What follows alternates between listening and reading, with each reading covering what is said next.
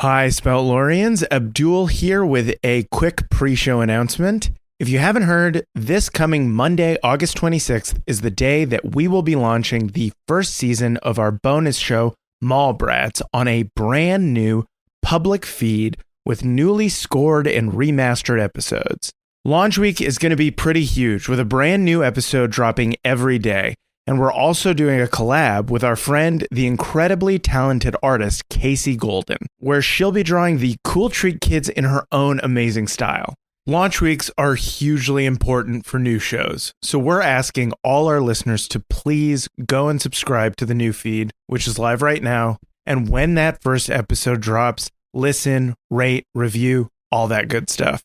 We genuinely love this show so much, and we think you'll love it too.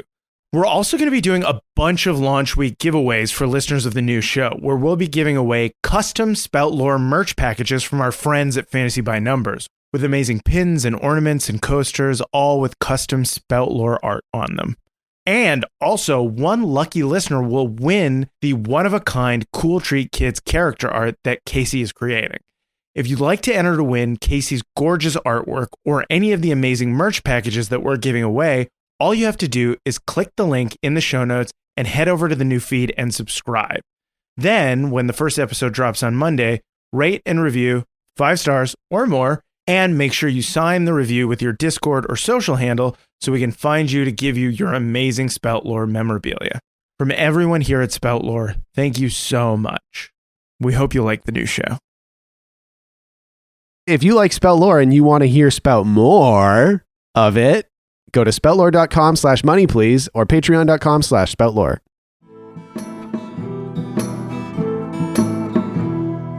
Gather round, friends, let me tell you a tale of 3 heroes, noble and bold. A brute, a druid, and a thief who is but 9 years old. You know them by name, you know them by deed. Their quests are famously daring. So here I sit, singing to you an adventure that is worth sharing. Tuck is the brute, he knows not his home, he loves to sing and fight.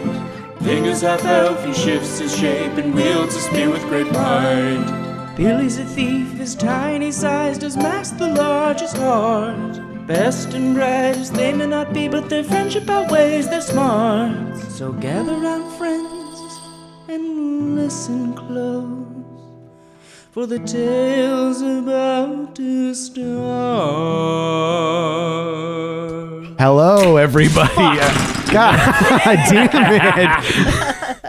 Hello, everybody, and welcome to Spout Lore. I'm your game master, Shawn O'Hara, and joining me as always, playing Tacoma Dome the Barbarian, Abdul Aziz. Hello, everybody. Playing Ving, the half-elf druid, Paul Oppers. Hi there. And playing Fat Billy, the halfling thief, Jessica Ty. Whoa. Hello. Puked. A little bit in her mouth. Yeah, a little bit. When last we left our heroes, that we were all puking in the mouths of our brains with information that was exciting to us. Our erstwhile heroes. John's a wordsmith. Thank you so much. This is my job. We opened the last episode with a little one-on-one convo with Tuck and Fathom, which started as a 1v1 in which Tuck performed a combo on Fathom. But in that conversation, Fathom attempted very earnestly and very poorly to explain partially why he dislikes Tuck as much as he does. Yeah. And how he didn't say explicitly that he still doesn't like you, but he was just like, I'm sorry, that's all I can do is say that, goodbye. Yeah. Yeah. It was a nice thing for him to say. And Tuck understands that it's a complicated thing. Yeah. We'll see how the rest of that goes, because after that, he ran out of the room to apologize to a guy he yelled at 40 seconds before that. So who knows what he's up to. And then after that, we found out Ving has been in correspondence with Shia. She has been telling Ving about the goings-on of the criminal underworld of McCall. There's a centaur mob boss called Tommy Supremo who has a chain of pizza places that is giving Shia a hard time in Stepside. Then we learned that Perell had never been told by any of you that Aquaria was still alive. That is on us, 100%. There's a lot of us withholding a lot of information in that episode. Agreed. So Perell was given Aquaria's moss that she bestowed upon Ving all those seasons ago. And before that, you learned that Perell had a family before he became a wizard. When he became a wizard, he alluded to the fact that, unable to control his newfound abilities, he flash froze a town. Yeah. And then he just said everything was different after that. That's all he has said so far. Yeah. And then you went to Farah and attended a lecture on dragon physiology starring everyone's favorite metalhead dragon, Blackspire. Blackspire. That's the little theme tune I'm going to get Aaron to make. I'm going to put it in there every time we say the word Blackspire. Oh, God. People are going to hate it. And learn some stuff about dragon physiology. And after that, you talked to Farah, who, during the lecture, stopped Tuck from talking about the coins and the ability of obsidian to mitigate demonic possession, etc. And then told her that Aquaria was still alive. Yep. And that you had withheld from her that there was another living wizard on the planet. That is on us. Yeah, also on us. Yeah, and you talked for a while about potential alternatives to Perell regaining his exact abilities. And Billy also shared with Farah that he had pinky sworn a member of the Magi to steal the potentially one-of-a-kind books containing their rituals and ceremonies. And she immediately said, you can have whatever you want to make that happen. Yeah, she took everything that you've told her, people that you remember, names, what exactly happened during the ritual, as much as you're willing to share. The stone. He's in a better place with it now. For sure. Yeah, all the stuff about like the stone bowls and the knife and whatever potentially. Oh yeah, the stuff in the lighthouse, all that shit. So she's taken that all down and she took that information and was like, "Thank you. I'm going to go gather some people and we will be moving as soon as possible." Moving what? She's going to send. She tells you she's going to send some people to the lighthouse to kind of survey through the ways that you told her, like how you got in. They're going to do some exploration of the inside of the lighthouse. Discern those realities. Exactly. And they're going to investigate in general the operations of the Magi. Yeah, you might want to try and track down a guy named Urk. That's the guy who's trying to get us these books. Yes, Urk. And we have no way to get in contact with him and get those books. Yeah, I really forgot that super important part of the pinky promise. Understandable. It could take his entire lifetime to get us those It books. could. But don't fuck with him once you do find him. Yeah, he's a good guy. He's working for us. All right. Understood. Thank you. And then she heads out and takes care of that. Is there stuff you want to do now? Perell? I think Perell. Yeah, Okay, Perell. yeah. We got to go check on him. Mm-hmm. Whew. So walking back to the room. Mm-hmm. Is he there? His door's still closed. He goes, just a second. Just a second. And he like, flap. Wait, is he masturbating in No. He opens the door and he's dressed exactly how he was before in his like convalescence, like house coat and like little linen outfit. And his eyes are red and his face is all splotchy and covered in tears. And Hey, buddy. he hugs all three of you Oh. right away. Whoa, hey. He just pulls all three of you into a hug. Whoa, it's okay. Yeah. Big hug. I hand him a linen handkerchief. Thank you. And he wipes his face and he pulls out of the hug and he slaps Ving full on in the face. Whoa. He slaps Tuck full on in the face. Ow. And he points at Billy and he says, "Do not ever hide anything like this from me ever again. Oh. Yes, sir. Chuck is crying. Yeah, okay. I'm sorry that I did that. I'm sorry. Billy." You pointed at Billy so hard. It was the most pointed at I've ever been. I'm sorry. I just don't think that I can explain the gravity of the information that you withheld from me. You got to use your words. Aquaria is one of two people, and you have all been very kind to me. I care for you very dearly. I count you amongst my very close friends. Aquaria is one of two people that I consider the most important people to have ever lived. Whoa. What? She is as family to me. She is a part of me in a way that you could never understand. And knowing that she is alive is one of the greatest reliefs I've ever experienced. I get it. I'm sorry. It's okay. Thank you so much for giving me this gift. He kisses us all on the cheek. He kisses you all in the cheek, and he puts a finger in Billy's face, and he pulls it away very deliberately. Wow. It is undone. Before Perell moves away, I pull his face back down to me and I kiss his cheeks. And I say, Perell, I'm so sorry. I have wronged you in a way that I can never be forgiven. I've already forgiven you. No, it is such a betrayal of our friendship that we did not tell you. And it is an ignorance that is too vast to be conveyed. And he points at Tuck when he says an ignorance that's too vast to be conveyed. Tuck is picking his nose. Says, Billy, thank you for saying that. Thank you. But as I've said, all is forgiven. If it wasn't for you three, I wouldn't even know that she was still alive. And now I am able to communicate with one of my oldest, dearest friends whenever I choose. How was it? What did you guys talk about? And Tuck pulls out a bottle of ox blood that he grabbed from the cafeteria on their way back to be like, let's get fucked up and talk about it. All right. Yeah, he pulls the chair out of the one tiny little desk that he has in his quarters and puts it out in the room for whoever that wants to sit on it can sit on it. Tuck sits on the ground cross-legged. Yeah, Perell sits on his bed. I also sit on the ground. Ving puts the chair, wedges it up against the door handle, closes it, and then sits on the ground with the guy. And Perell takes the ox-headed shaped stopper on the bottle and twists it off, removing it, and pours. Cool. He just drinks right out of the bottle. He doesn't have any cups in his room. Cool. I guess give me a little bit of my hand, He just buddy. hands you the bottle. He's just like, Okay. yeah.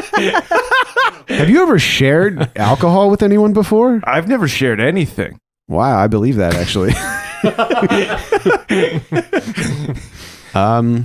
So what do you want to know? I want to know why Aquaria is there. Did you put her there? No, we didn't. No, You guys built that place, though. I helped.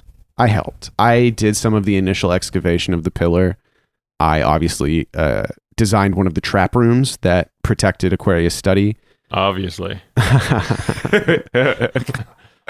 Asshole. But it was just to serve as Aquaria's personal study laboratory. You know, it was a usual wizard tower kind of situation.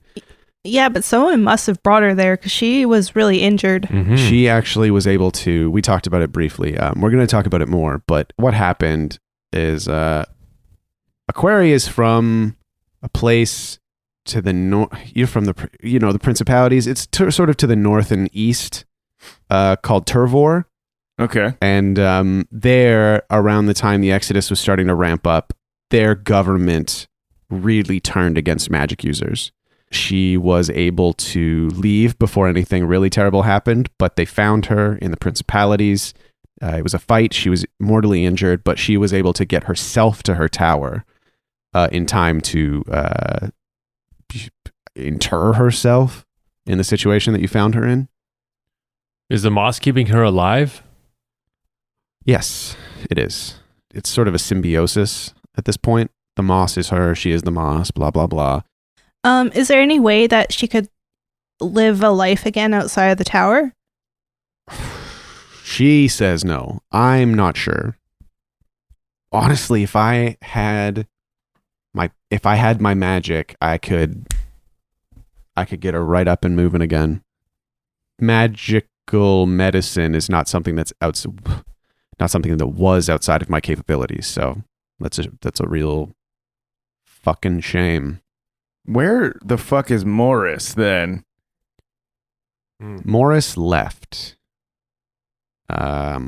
Wait, he was part of the Exodus? He was, yes, unfortunately. Once things started getting really bad, at what ended up accidentally, I suppose, being the final gathering of wizards. That was a thing that happened once in a while whenever there was a significantly tense period in history. It's like a conference? Yeah. WizCon. Yes, there would be. Yeah, it's a wizard conference. There would be a gathering. We would pull as many magic users as possible, and we would discuss the state of events. They talk about the new World of Warcraft game. We all know what happens at WizCon. Yeah, and at that event, at that gathering, a faction, I suppose, made itself known. They called themselves Wizards First. Yeah. They were the ones that said, enough is enough.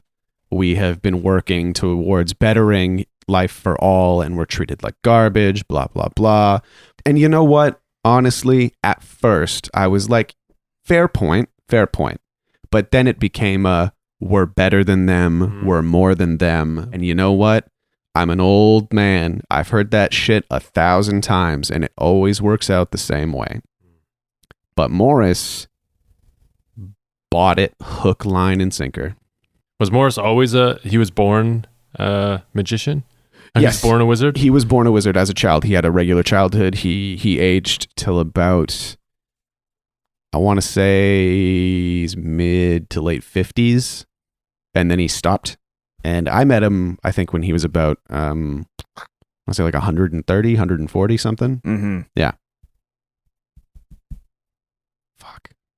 He shakes. He's like, you can. He's like really thinking about something. What are you thinking about? Mm-hmm. I want to discern realities. You can just ask me, Billy. You can just ask me. Nope. I want to use my new move. Oh, what do you want more than anything? Yeah. Great. Yes. Interesting. Oh, we got to give context for this too to the listeners. Okay. Ooh. So the context for this is during our level up session, I chose a new option to go along with discern realities. And that's a question that I can ask, which is, what do you want most? And it's so that he can infer basically like what is the thing that they want most. Mm-hmm. Anyway, so I got 11 plus 1, which is 12. Holy Yeah, so you get shit. 3 questions from Discern Realities. All right. What here is not what it appears to be? Perell is attempting to talk about Morris as if he is like a dear friend and a colleague, Mhm. and you can tell that he felt a different way about Morris. All right. What does Perell want most? And he says, I just want to talk to Morris again. Okay. What else is hidden here? You can tell in the way that he said that, I just want to talk to Morris again. You can tell that Perell loved Morris. Oh, like romantic. Yes, was in love with Morris. Oh, yeah, triangle.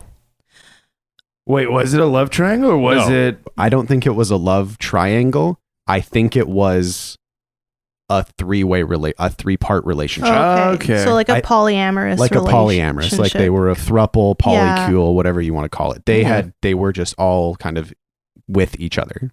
So did Morris leave you in Aquaria then to follow Wizards First? Yeah, he did. He did.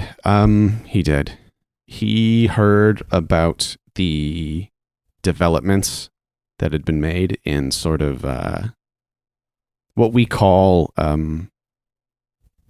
interplanar thaumaturgy. It's also called waywalking.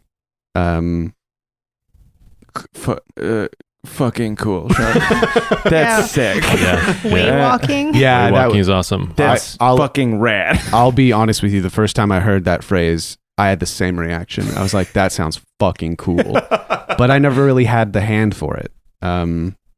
But there was a development around the time that there was a breakthrough. People had been working on it for fucking aeons, where people had discovered a way, apparently, allegedly, if you fucking ask me. Sorry, I'm feeling some kind of way now that I'm dredging all this up. Perell, you sure are cursing a lot. I'm drinking a lot of this ox blood. Somebody else take it, please. Thing takes it. It's like half empty, and you two have each had like a sip. Just want to be clear, Billy has had none. He brought his own apple juice and is enjoying himself. Way to go. Got a little fucking juice box. Yeah. Yeah, there was sort of a breakthrough. It was a combination of work from a lot of different wizards, waywalkers, illusionists, conjurers, and they had allegedly discovered a way to create a reality of their own design. Oh, you mean like the fanny pack? Kind of how it existed like outside of the world or whatever? The fanny pack, yeah, kind of. The fanny pack was more of a trick of space, Huh. whereas this was conjuration on an unimaginable scale.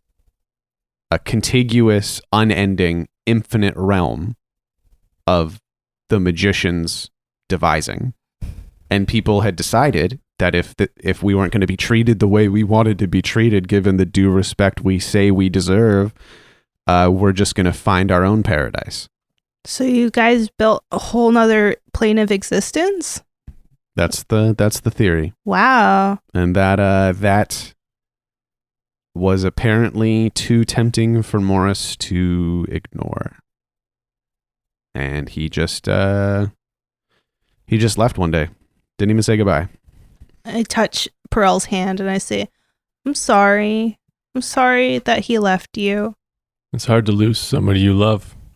It sucks when they treat you like you don't matter. It does. Yeah, it does. But you know what? Fuck him. You know, if that's what he thought was the most important in his life was being a wizard, then he can take it. Yeah, sounds like he didn't fucking deserve you. Yeah.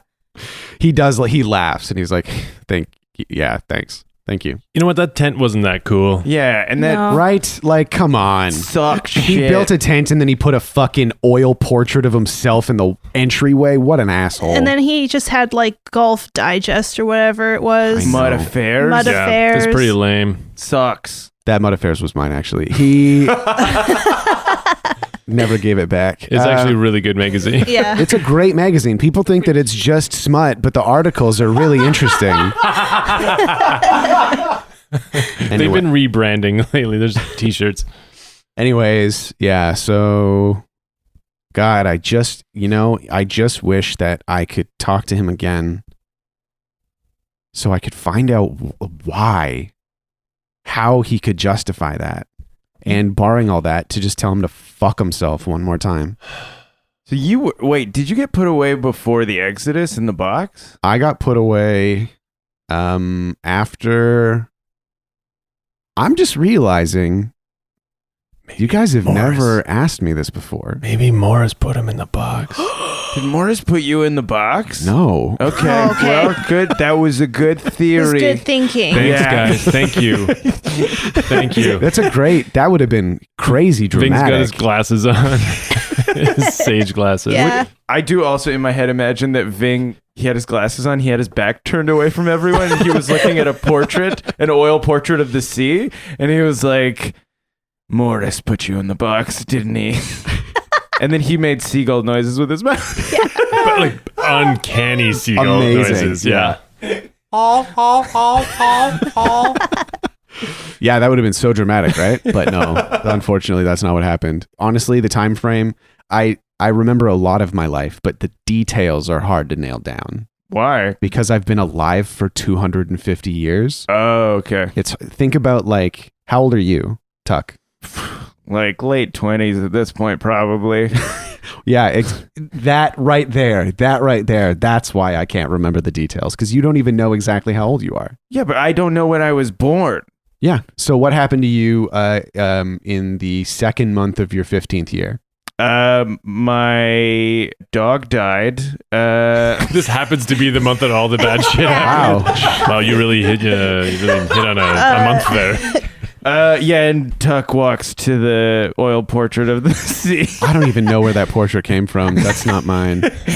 It's like, Did you guys bring that? Hang it up in my room. and Tuck like leans up against it and he's like, oh, the month of darkness.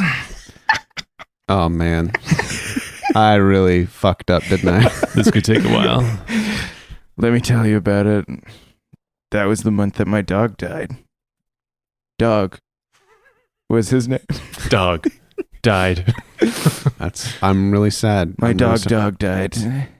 And, I thought it couldn't get any worse than that. And then that was when Fathom stole my locket. I hadn't looked in there for years. I wish I had. Maybe one last time. Maybe now I'd remember what my mom looked like. Holy shit. I'm so sorry, Tuck. And that's only the beginning. Oh, God. Slow fade. Clock on the wall goes forward. Spinning around. And that was when the falafel place shut down. Whoa. My favorite. This is my favorite falafel place. The falafel place where you had your first Billy's kiss? crying at the falafel. He's got his blue blanket out. He's just such an emotional day. What do you guys think happened to all the old falafels? Like, where did they go when no one wants them anymore? What about the recipes? Wow. So sorry, Tuck. That was a horrible thing to do to you to make you dredge all that up. The point was, the details in anybody's life get fuzzy over time. Oh, yeah, without a doubt. I don't remember anything else about my life. Shit, I really nailed the 1 month you remember everything, huh? Damn. Yeah, so basically what I mean is that I'm really old and that it's hard to keep everything organized. Yeah, Billy has that problem too.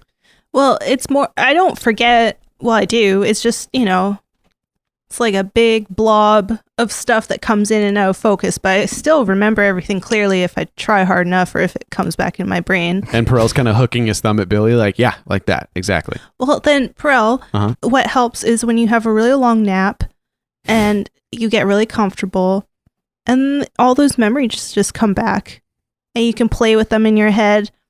And if you miss other memories, you can pull them out from their little blanket hiding spots. And if they're really far away, you just like grow your roots. You stretch really hard and then, there it is. And Perell looks at the two of you.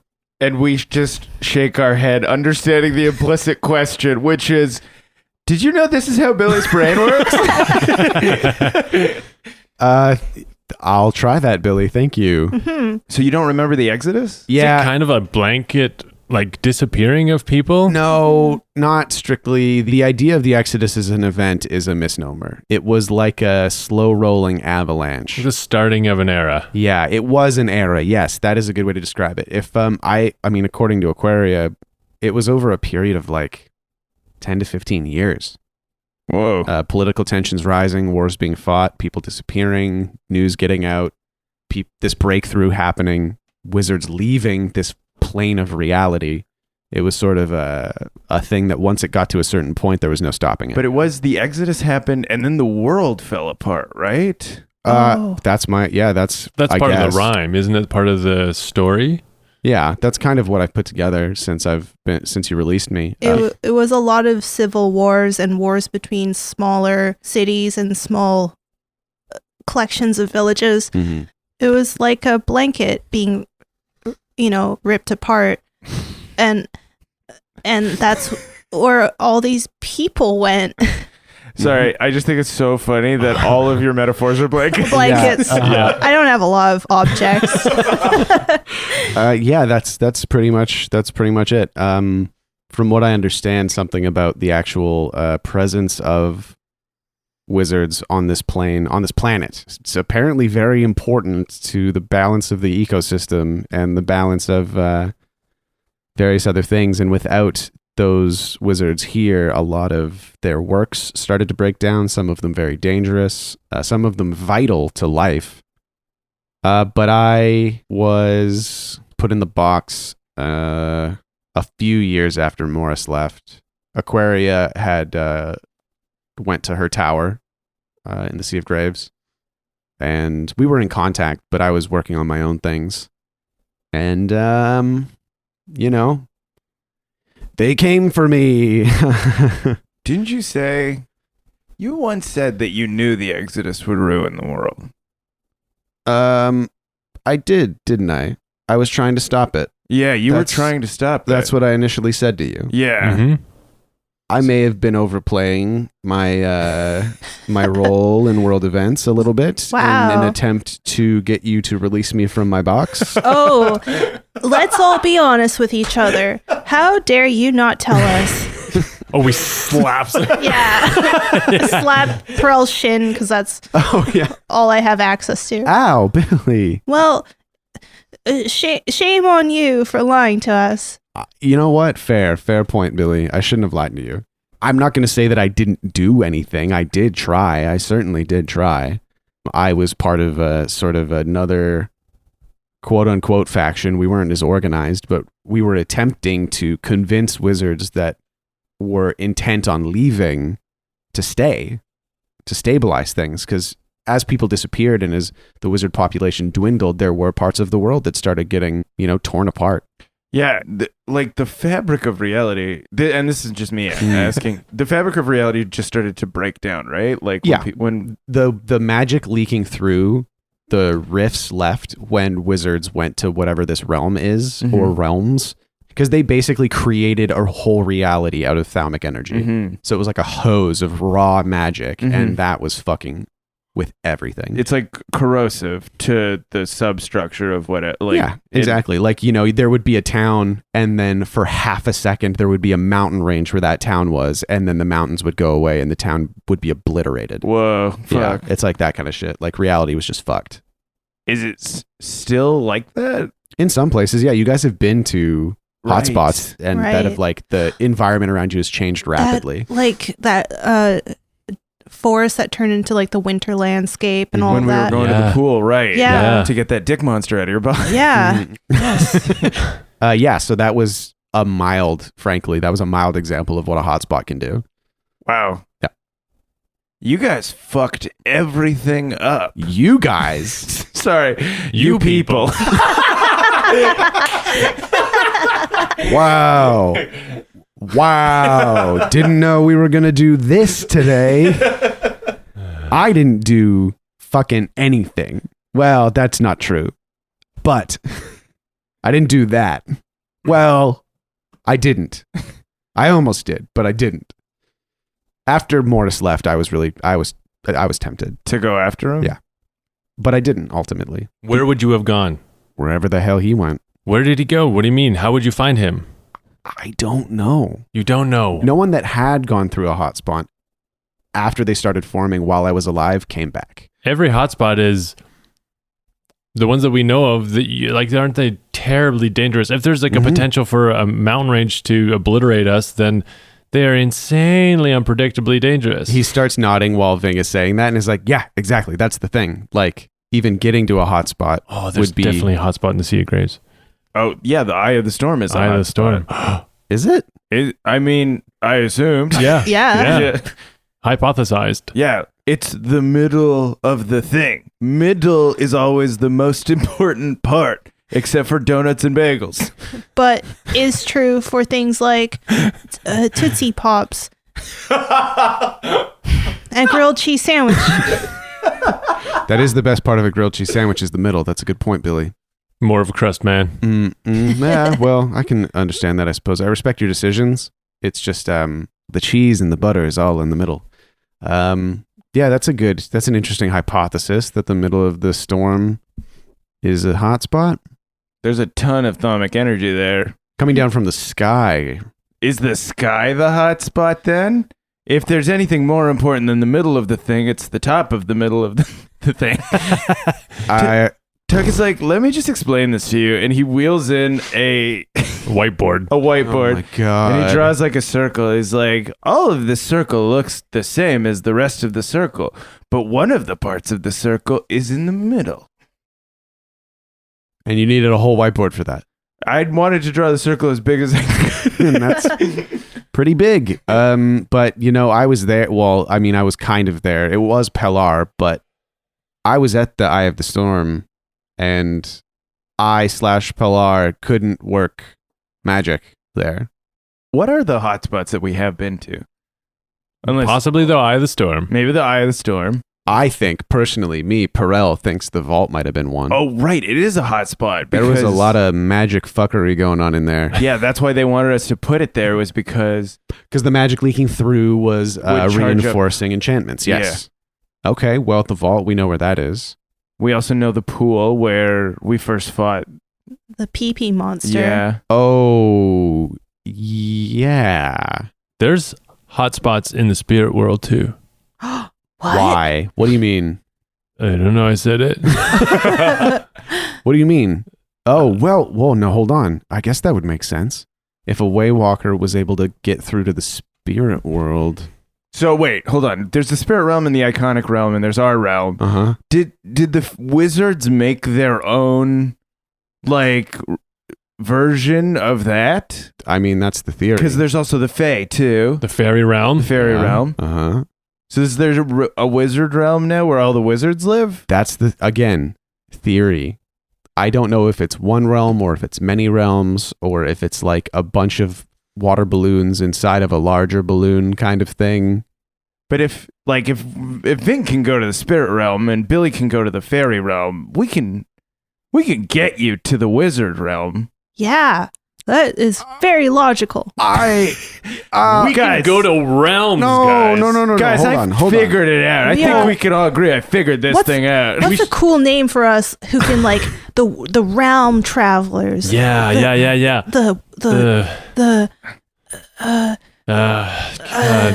Perell takes his glasses off. Ghost pirate boys. yeah. realm helm boys. The realm Sliders. I feel like Stargate. The discoverers of new realms, the orbs Lewis of the sky. I thought you were going to say the Discovery Channel. The Discovery Channel. what I, Billy, 'Cause we're will trying to do build is create a channel from here to the other realms Discovery. to discover other realms. A discovery channel, if you will.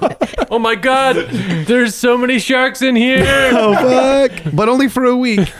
I feel like you might have all, this is a very exciting idea. I feel like you all instantly forgot about all of the dangers I just told you about. And Tuck points at the circle again. Get that goddamn whiteboard out of my room. I want to say You it's knocked over my ficus. See? Pick it up. Sorry, And he okay. points with the oxblood bottle, and one tiny little drop comes out because it is empty. oh my God. Pick up my ficus. Okay, he's pointing at a pair of boots. So I'll pick up your ficus. He's so shit-faced now. So, yeah, great hypothesis. Billy can apparently travel between realms. Nobody told me that. What? You saw. You saw him do it. It's common knowledge. What I saw was Tuck pick me up like a beanbag and throw me at a person. Then, nothing. Listen, it wasn't my fault that you didn't pay attention to what I was doing. I guess today is Don't Listen to Perell Day. Oh, wait, that's every day. He gets so saucy when he's drunk. Yeah. He's drinking out of his boot now. I'm just saying that I already told you that even if there is a hotspot in the fairy or the spirit realm, it's going to be massively dangerous. Okay, we just need to find the closest hotspot. And then what? Fucking jump in and say, hey, Cosmos, don't obliterate us? Yeah. I guess so. Do you think that'll work? You just have to jump in with confidence in yourself. Billy's going to go into a self-love sort of. Does he go to the painting? Yeah, he goes to the painting. It's 4 feet above him. Yeah, so he's leaning on the wall, kind of, Screech. under the painting. If you believe in yourself, it makes the world believe in you. When you look into the stars and you think of all the possibilities that exist, you realize that nothing is impossible. Perell, you are like one star in the sky. There are so many other stars out there waiting to greet you. And if you shoot for the stars, you will land amongst the moon.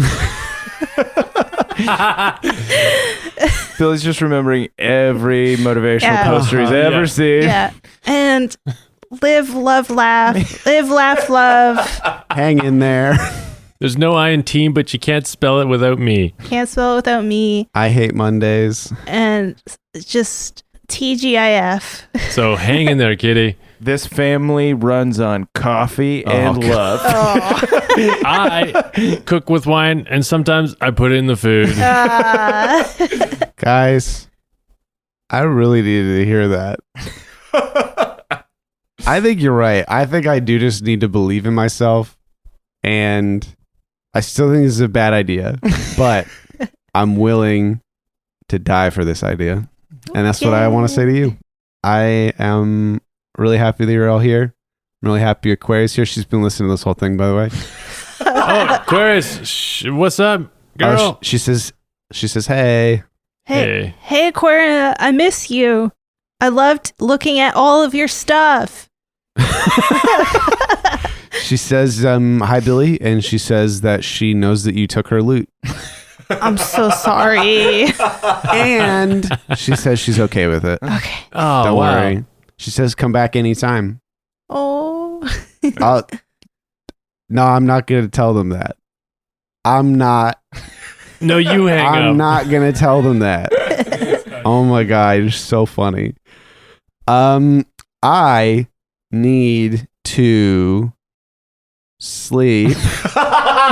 And he lays his head down on his pillow and snores immediately. Oh, wow. I tuck him in with my little blue blanket. Mm-hmm. Sleep well, Prince. Mm-hmm. Tuck rubs his back for 1 minute, He throws up a little bit. and then Tuck lays him on his stomach. Oh, so he's that- on his stomach. He's on his yeah. stomach. It's just he's laying there and you're rubbing his back and he goes, "Blah," and a little bit comes out of his mouth. God, recovery position. Yeah, I push a bucket next to his bed, and I'm just like, all right, hopefully he's fine. And yeah, Perell snoozes away. But so we got to a lot of stuff there. Hell yeah. So, what's your plan now? Because now, like, Farah's out there. She's saying, if you want to do stuff, go do stuff, and I can mean- pay for it. Before we go anywhere, today has taught us that we should probably tell Farah everything that happened in this room. We should include her on everything that we've learned. Yeah. Okay. We cut to Farah's office as she puts down her notebook and closes it and goes, "Oh my Lord." There's a whiteboard in the background with a circle on it, and the middle is indicated. And it says / the top of the middle. She's like, this is just, you know what? I have been a librarian for longer than some of you have been alive, and I have learned too much today. My brain is full. This is all wonderful information. You just, again, let me know. We've got a team almost ready to go.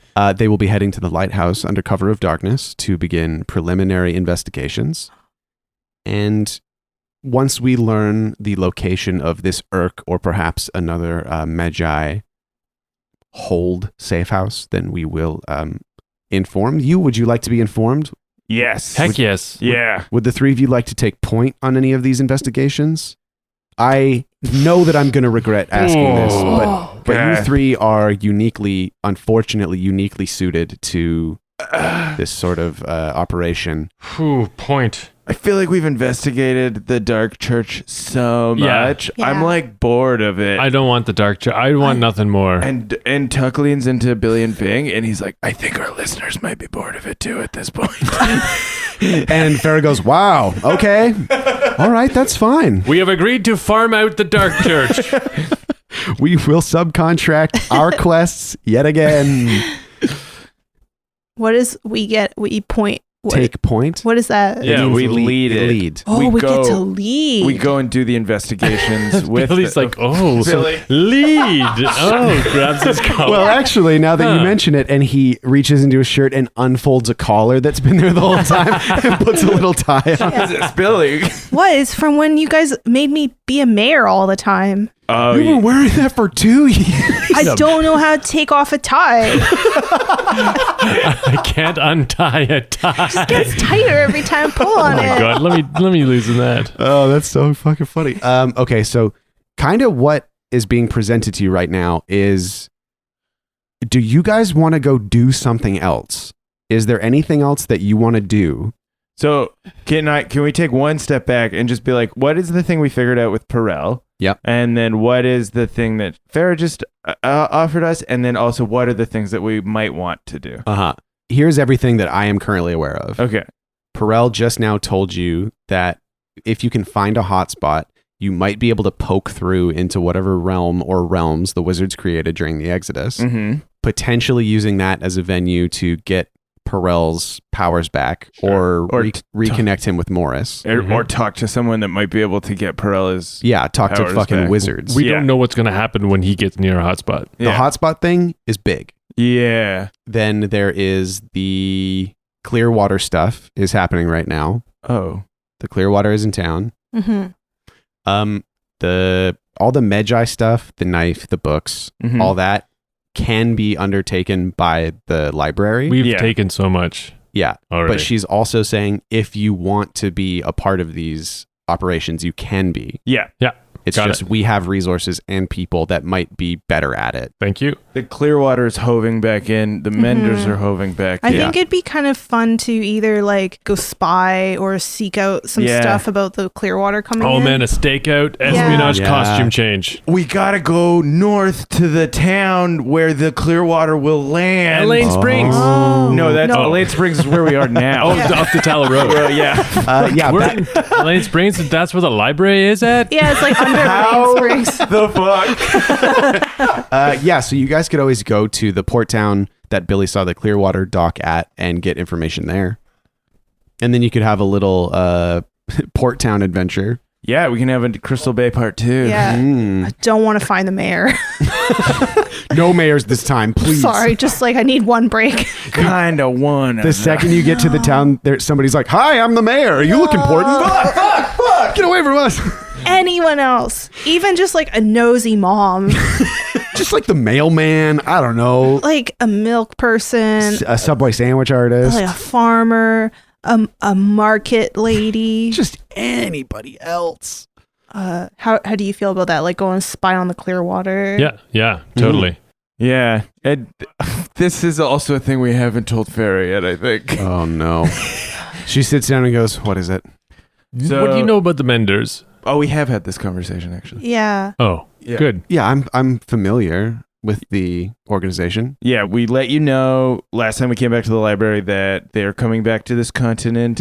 There's a good chance they've kind of got it out for us because of some light fecal-based disrespect we might have shown them. Okay.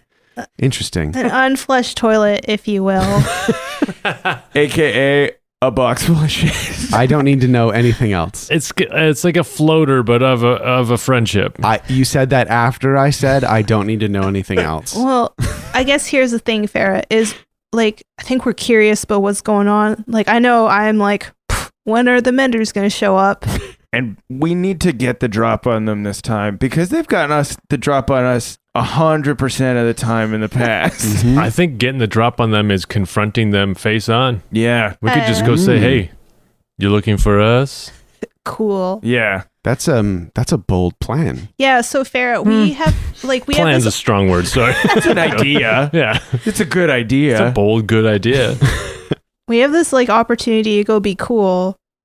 Do you think you could spare us for a couple days? Unquestionably. Anytime.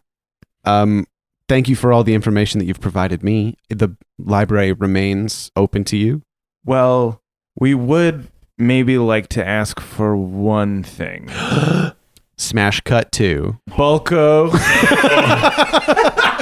Us in Bulko's sandboat. Bulko's putting his goggles on. He goes, "Hold on, little brother." And we're on Blackspire on a saddle. Running through the... We took Blackspire with us. Are we taking Blackspire with us? Bulko and Black Spire. I want you to. Guys, I want you to so badly. Okay. He is a dragon. What if we disguise him As a pile of hay or Or a fat horse. A bunch of hugs.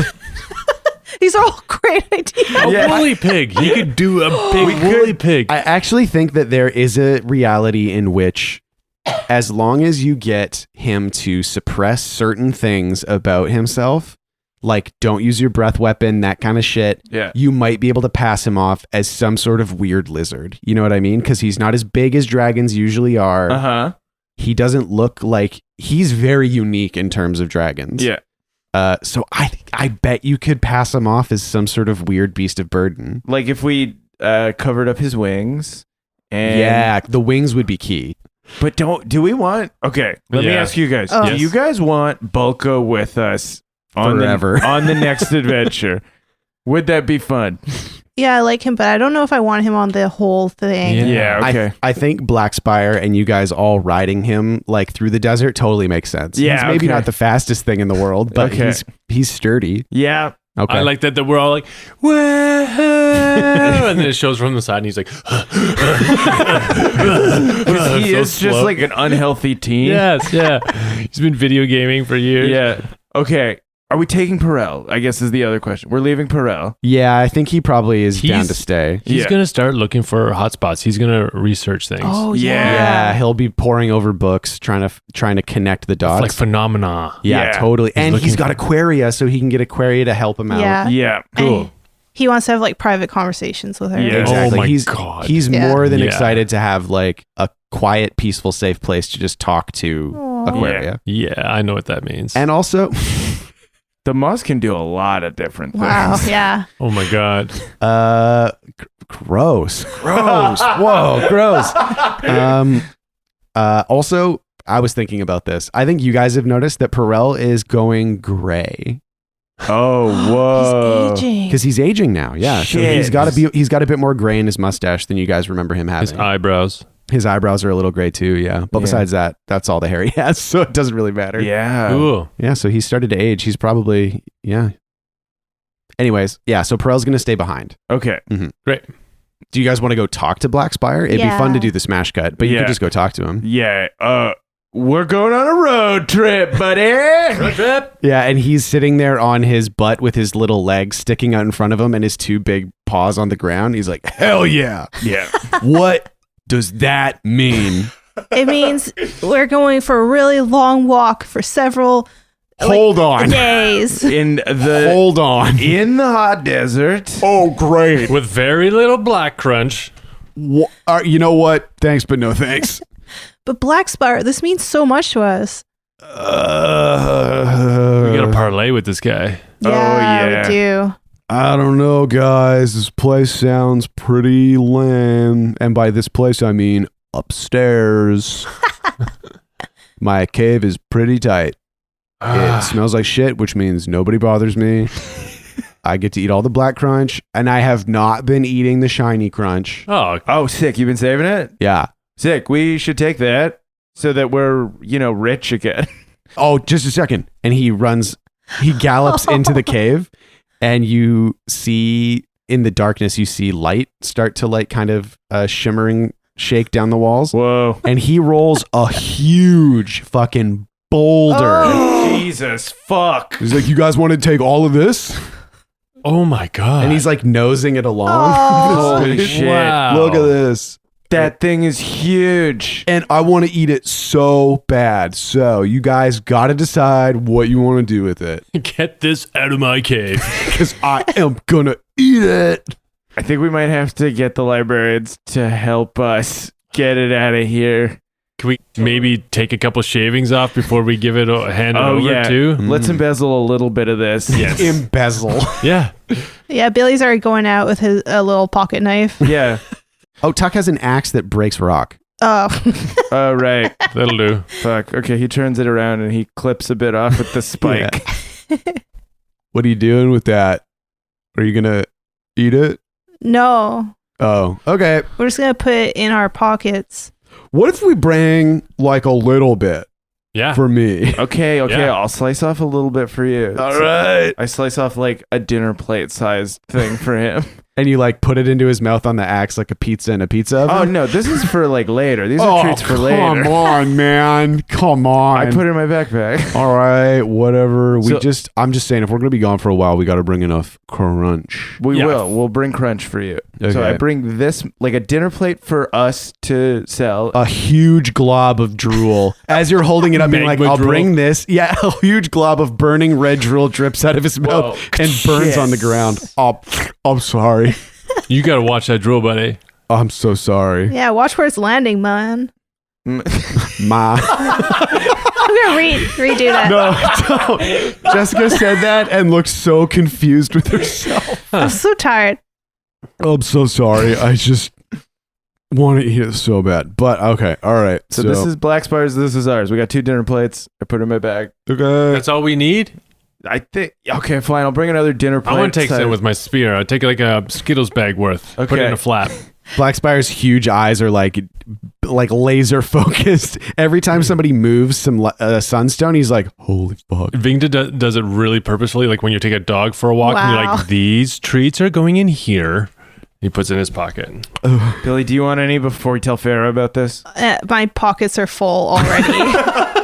Well, I already got enough. You see Black Spire, Billy. Black Spire gives you a huge, exaggerated wink. I wink back. One of these is for you, big boy. Be quiet. Just keep it a secret. And when he says, "Shh, dude, be quiet," because he's a dragon, your minds that aren't hearing it in a language you understand, hear like, So now we could do a smash cut to Farah's office where we're explaining that we found a fortune. In her house.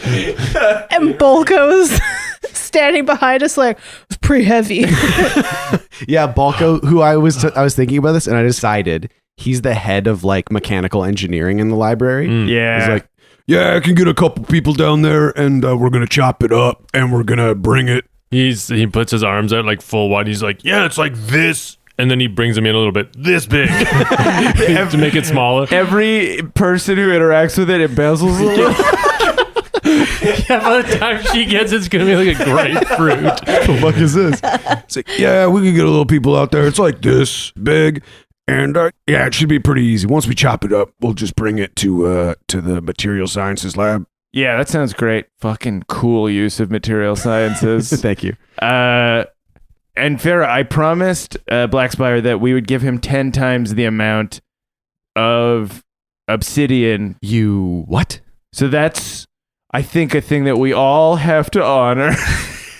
Because we're all about honoring our promises. Mm-hmm. You realize that he's eating bones, right? Like the bones of things that were of sentient beings. You're so obsessed with the past. Put your books down, man. Open your eyes, man. Look at the present. There's a fucking dragon who found a boulder of diamond light in your building. You gotta let go of the past, bro. You gotta let go of the past and focus on money. She closes her eyes and is like, I cannot believe that I didn't realize this before, but I will have people locating an alternate source of obsidian. That would be a brilliant idea on my part. Okay, wonderful. So you're going to be taking Black Spire from the library? Yeah, I think so. He's cool with it. He seemed cool with it. Do you believe that it is wise to take a dragon to the surface and just kind of walk around with him? Do you believe that we think anything is wise? Or that we think about much at all? That's a great Yes. point. My wisdom is 0, so I believe most people are wiser than me. I suppose, considering he's such a unique specimen, that with certain modifications, you could pass him off as some sort of large reptile. Cool. Put some people on it. Don't tell me what to do. I'm sorry. I'm sorry. I'm sorry. I'm sorry. I'm a little testy today. I have learned 4 to 5 earth-shattering facts in the last 24 hours. I believe we can whip something up.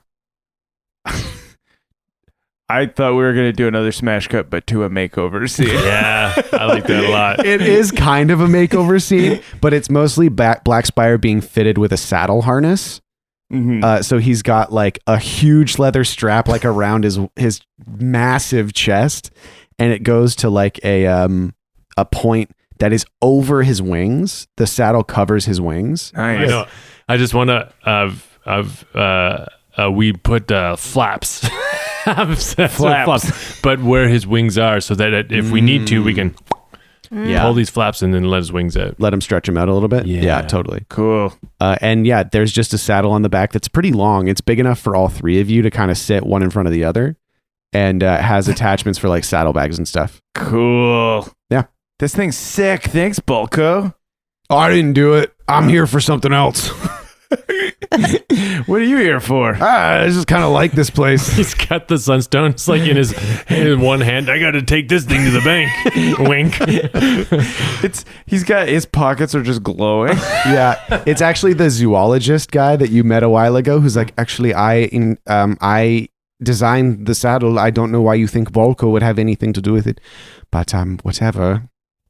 Well, Thank you. You're welcome. Looks so comfy. It is extremely comfortable, and considering I made it in less than 6 hours, I'd say pretty impressive. it is. I love the flaps. And the nice decorations on it. And the canopy over top is Yes. a nice touch. It's collapsible. Oh. Cool. Pretty cool. It is cool. Very All right, cool. I still don't like you. Goodbye. Goodbye. Goodbye. Thank We'll you. See you probably next week. And yeah, so what else? We're ready to go, right? I Yeah. guess. We've let Farah know where we're going. Mhm. Perell knows we've got our supplies. I went to the cafeteria to get a bunch of protein shakes and like a bunch of like nuts and seeds and water and small cakes, like cups of soup, bread. So much food. I'm looking through all my bags. He's emptied the saddlebags and just filled it with Yeah, once you guys are out in the desert, you'll be like, where's all our clothes and water? I like the idea that Billy's in the cafeteria, like stealing stuff, and he's looking at a little shopping list that's Yeah. just drawings of food. Great. Then I guess you're ready to go. Yeah. Okay. Black Spire's in the loading bay. They've moved aside one of the sand boats so he can get on the funicular. And a couple of the mechanical engineering students are reinforcing it before they send him up. And Farah's here, and Perell. Perell. Yeah, Perell's here. Yeah. Okay. And they're all kind of seeing you off. Like in Empire Strikes Back when everybody's in the window waving. Yeah, sort of thing. exactly. As the Millennium Falcon flies away. Yeah. So Perell's like, all right, be careful, I suppose. Are you okay with me staying here while you confront the Menders? Oh yeah. I mean, you're getting a lot stronger, but I mean, really, like, what are you going to do? Well, I mean, I'm kind of the reason that you have to confront them in the first place. Well, it's mostly the poo, I think. And actually, because they want you back, it's probably better you're not there. Mhm. Yeah. Oh, I mean, yeah, Godoy, of course. That makes sense. All right. Well, I hope that you're all safe. And he very awkwardly gives you all a hug. We very not awkwardly pull him in. Yeah. Lift them off the And ground. Yeah. hug him. He goes, as you all kind of crush him. And I discreetly like slip the wizard notebook because I swiped this from Farah's desk. Mhm. So I discreetly slipped that into his pocket, and I'm like, "Hey, I think this belongs to you, buddy." And he touches it and he goes, thank you. And you saddle up on Blackspire and the funicular engages and click, click, click, grind, click, click, click, click, grind. As it's heading out, Ving goes, Perell, I think these are yours too, from the thing, and throws him a bag. And he catches it. And he opens it up, and it's a bag full of mustaches. And he looks up, tears glittering in his eyes. Go nuts, pal. Thank you. Just put them all over his face. And the security door slides shut midway up the funicular, and then you get to the top and the bay doors open and Black Spire trundles out into the sand, ducks down to get out of the barn, and he like sniffs at the air and he kind of squints at the light for a second. He's like, whoa. Put a pair of Wayfarer sunglasses on. Yeah. He's got big goggles. Oh, Yeah. Yeah, the Totally. zoologist made him goggles. We slide the goggles over his eyes. And he's like, oh, They're made of obsidian. They're kind of like a carrot dangling from his face Yeah. too. they've got to be. They tried to make them out of obsidian and Yeah. he ate them. So Yeah. they made them out of just regular smoked glass. And he, Jessica thinks that's so I just imagine his like the fitting and his tongue just Yeah.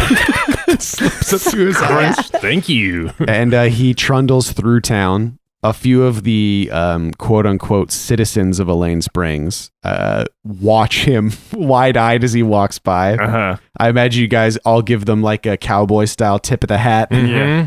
And he gets to the edge of town and he sees kind of the desert spread out in front of him. He's like, all right, I guess it's time to go. And he starts walking. And then he starts walking a little bit faster. And then he starts Whoa. moving. Whoa. And then he's galloping. Whoa. And then he's going so fast. Whoa. And he goes, Shit. Whoa. hell yeah. And the last thing we see for this episode of Spout Lore is Black Spire going, woo! As he hauls ass through the Alcoli Desert. Takes a huge leap off the top of a sand dune with his like Yeah. powerful legs. And the camera underneath sees Yeah. him pass over, blocking out the sun for a moment before he lands on the other side.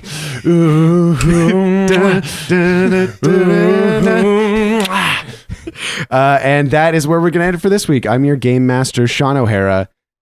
Joining me as always, playing Tacoma Dome the Barbarian, Abdul Aziz. So long, everybody. Playing Ving the Half-Elf Druid, Paul Oppers. Take care, guys. And playing Fat Billy the Halfling Thief, Jessica Ty. Bye everyone. Thank you to Aaron Reed for our amazing intro and outro music, which is a delight to hear every single time.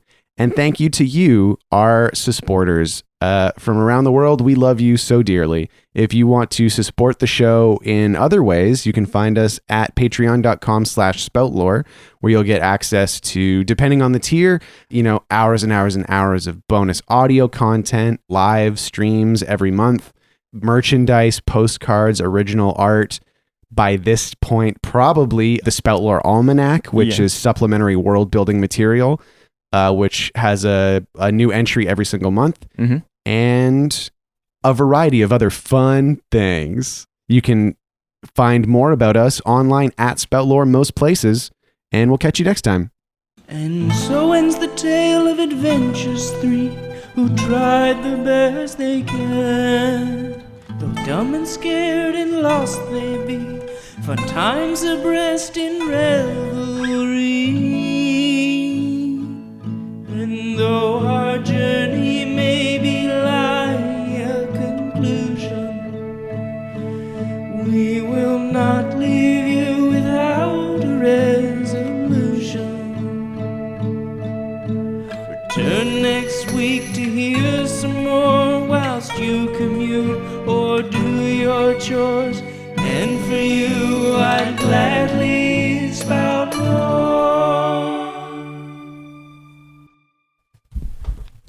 Did I miss anything? No. We just started because Paul referenced a rhyme while we were talking to Perell, and then we were all like, let's write that rhyme down. And so we can like kind of reference it in passing conversation, but I think we're all writing different versions of it. So I modeled it off of yours, so read yours first. Okay, yeah. The children of the inner light were made to suffer, die, and fight. The world they wrought to aid their flight brought brightest day to darkest night. Okay, so this is the one I wrote based on that. The wizards came in dark of night, but strength of men did stop their blight. A treaty struck but then betrayed, so men and elves had courage weighed. With blood and bone and wizard's bane, we finally did break our chains. Needs a little bit of work. Pretty good. No, that's Yeah. good, man. Okay, so I tried to write an anti one. Starts, they stole from us the inner light. To forge our chains, our world ignite. For wizard kind, the walking blight. We take up arms, we find our might. Nice. I wrote a kids game. It's like Red Rover that they would play.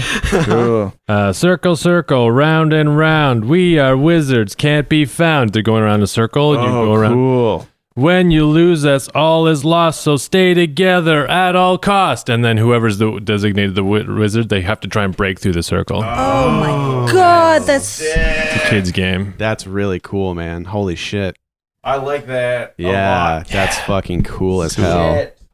That's so good. That's also a pretty fun game. Yeah. Yeah. Can you read the rhyme again? Circle, circle, round and round. We are wizards, can't be found. When you lose us, all is lost, so stay together at all cost. The Fable and Folly Network, where fiction producers flourish. Where am I? Welcome to Desert Skies, traveler. Your journey through the physical plane has come to an end. I am the attendant. My colleague here is the mechanic. Yo, this is your last stop on your way to the great beyond. It's our job to make sure you're prepared for the ride. Now, before hitting the road, we have an impressive selection of over 34 varieties of microwavable burritos. What's going on? There's gotta be a better afterlife than this. I mean, come on! That's offensive. Something seems to be wrong with me. You left something major undone. I have a life outside of this gas station, you know. You quite literally do not. Any hobbies? Nope. Ever travel? Nope. Love interest? Are you kidding? Oh my god. You're like the human version of a plain bagel. Cash register. How can I help you, attendant? Play some music? You got it. It's kind of funny, though. What I needed wasn't back there. It was here, waiting for me. I wonder what it feels like, Mac, to miss the physical plane, the people you left behind. You know, I had a wife who died 3 years ago. Wish I could go back. No, you don't need to go back. You just need to be here. And a new traveler approaches. Ready, team? Ready. Attendant. Good. Let's do this. Find Desert Skies wherever you listen to podcasts. Spout Lore is proudly a Spout Lore Studios production. a podcast for best friends by best friends.